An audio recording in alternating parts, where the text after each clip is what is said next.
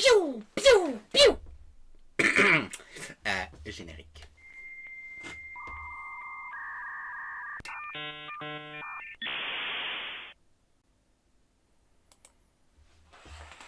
Bon. Salutations, ici le Profusor. Comment ça, je l'ai fait un peu trop tard? Ça va. Vous avez rien vu, hein? Aujourd'hui, on va parler un petit peu de sécurité. Et avec une nouvelle qui est, comment dire, peu rassurante. Le chiffrement du réseau mobile 2G a été diminué délibérément. Donc là, j'ai retrouvé l'article du Monde Informatique. Mais ce matin, disons qu'il y a eu notre cher collègue Next Impact qui l'a mis dans son brief. Je vous recommande d'aller le lire. Plusieurs chercheurs ont découvert que l'algorithme de chiffrement utilisé pour la connectivité GPRS des réseaux 2G avait été délibérément affaibli, ouvrant la voie au décryptage des communications. C'est vrai qu'à l'époque, c'était assez simple. Avec moins de 100 €, on pouvait fabriquer facilement une machine pour écouter les communications des autres. L'ETSI, en charge de son élaboration, se défausse sur les textes réglementaires qui imposaient à l'époque ces restrictions. Alors comme ça, on leur a demandé de réduire la chose. Comme c'est bizarre. Des chercheurs de plusieurs universités françaises, allemandes et norvégiennes ont conclu que les algorithmes de chiffrement GEA1 et GEA2, utilisés dans les premiers réseaux de data mobile dans les années 90 et 2000, ont été affaiblis, dont l'un dès sa conception. Ils avaient pour vocation de sécuriser le standard GPRS, basé sur la technologie 2G. Oh mon dieu, à l'époque, c'était un bonheur. Tu pouvais regarder la télé sur ton petit téléphone. Tu sais, le truc qui avait un appareil photo de 1,3 mégapixels. C'était énorme à l'époque. Et 20 mégas d'espace disque. Oh, allez, avec un petit peu de chance, tu pouvais monter jusqu'à 128 mégas d'espace disque. Ce réseau continue à servir les systèmes de M2M. C'est le machine to machine, c'est-à-dire quand une machine communique avec une autre pour automatiser des choses. Un exemple concret, les radars, ils communiquent comme ça. Ou comme solution de secours pour les datas, les SMS et les appels mobiles.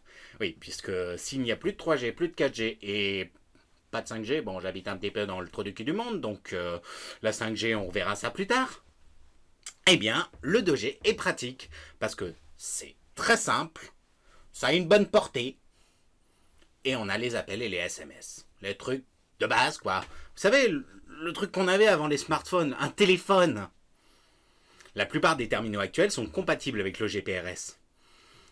On a eu aussi l'Edge, avec le petit E quand il n'y a pas du tout de réseau. Les deux algorithmes ont pour objectif de sécuriser le transfert de données entre les téléphones et les stations de base et éviter l'interception des communications.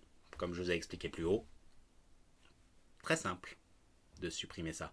Or, dans leurs travaux, les experts ont constaté par exemple que le GEA1 ne chiffrait pas en 64 bits comme prévu, mais en 40 bits. Bon, aujourd'hui avec les ordinateurs actuels, c'est très simple de craquer ça. Mais à l'époque, il y avait moins de puissance de calcul, on pouvait un petit peu plus difficilement. Bon, aujourd'hui, on a des algorithmes de calcul de clés en 4096 bits. Assez chiant à débloquer. Avec un niveau de sécurité rabaissé, un réseau d'ordinateurs peut, par force brute, plus facilement découvrir la clé et lire les flux.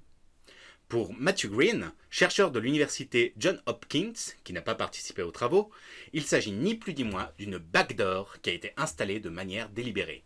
Une backdoor, c'est juste un truc qu'on installe sur un ordinateur pour y rentrer sans demander l'autorisation. Pirate!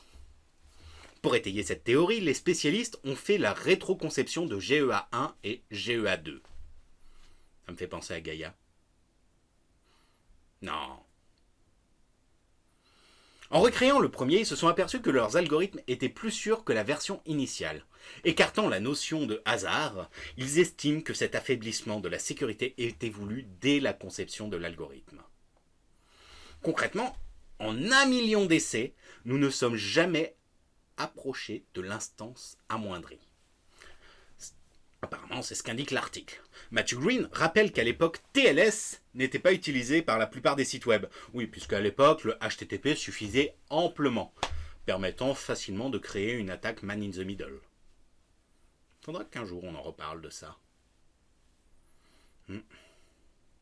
et les internautes comptaient sur les techniques de chiffrement pour protéger les communications. Faut-il encore qu'ils étaient au courant de ce genre de choses. Mais d'où viennent ces algorithmes? Ils ont été élaborés par l'ETSI, l'European Telecommunication Standard Institute, en 1998 par un groupe de travail dédié. L'organisme européen a été interrogé par nos confrères de Motherboard sur ce problème et a admis que GEA1 contenait une faiblesse. Mais pour leur défense, ils expliquaient qu'elle avait été introduite pour respecter le règlement sur l'exportation qui ne prévoyait pas de chiffrement fort. Parmi ce texte, il y a les décrets français 98-206 et 98-207 du 23 mars 98. On n'a pas la capacité de décoder des gros cryptages. Bah qu'est-ce qu'on fait? On amoindrit cette solution. Ah là là là là, ça permettait l'exportation des moyens de cryptologie dont la recherche exhaustive de toutes les clés possibles ne nécessite pas plus de 2 puissance 40 essais avec un test simple. Ça fait combien 2 puissance 40? Je mettrai la réponse dans les commentaires. A noter que pour GEA2, les règles ont été assouplies au moment de sa conception, mais les chercheurs ont réussi à déchiffrer le trafic. Ils ont souligné que le cryptage n'offre pas une sécurité 64 bits complète. Les chercheurs préconisent de s'appuyer sur l'algorithme GEA3, et supérieur, bien plus robuste. Ils ont de l'idée dans les noms. GEA1, GEA2, GEA3. Ah là là là. Et dire que ça fait quelque temps qu'on avait déjà des problèmes avec la connexion et le chiffrement. Pourtant c'est tout con le chiffrement. Mais bon, peut-être qu'un jour on va l'expliquer. Qu'est-ce que c'est le chiffrement? On verra. Sur ce, je vous dis à bientôt.